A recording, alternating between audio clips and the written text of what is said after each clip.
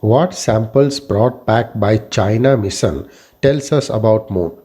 Chang'e's 5 landed on an area on the moon, the far side, not sampled by the American or Soviet missions, nearly 50 years ago, and thus retrieved fragments of the youngest lunar rocks ever brought back for analysis in laboratories on Earth.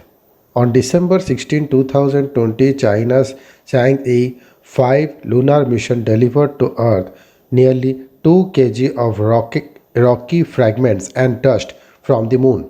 At the ongoing Europlanet Science Congress 2021 virtual meeting, Yuki Qiang, a PhD student at the China University of Geosciences, presented early stage findings that use geological mapping to link exotic fragments in the collected samples to feature near the landing site, the Europlanet Society said in a press release.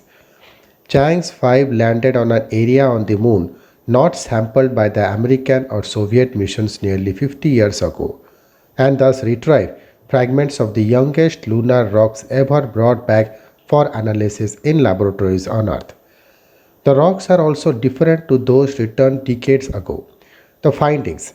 According to the Europlanet Society, the study presented by Qiang suggests that 90% of the materials collected by Chang's 5 likely derive from the landing site and its immediate surroundings, which are a type termed mare basalts. These volcanic rocks are visible to us at the darker gray areas that spilled over much of the near side of the moon as ancient eruptions of lava.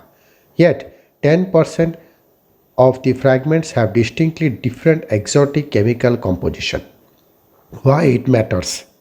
The distinct 10% fragments may preserve records of other parts of the lunar surface, as well as hints of types of space rocks that have impacted the moon surface.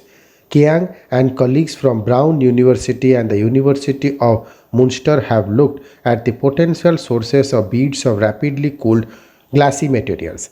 They have traced these glassy droplets to extinct volcanic vents known as Rima Myren and Rima Shah.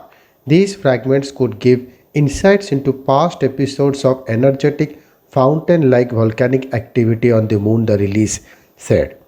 The team also looked at the potential sources of impact related fragments. The young geological age of the rocks at the landing site narrows the search, as only craters with ages less than 2 billion years can be responsible, and these are relatively rare on the side of the moon that faces Earth.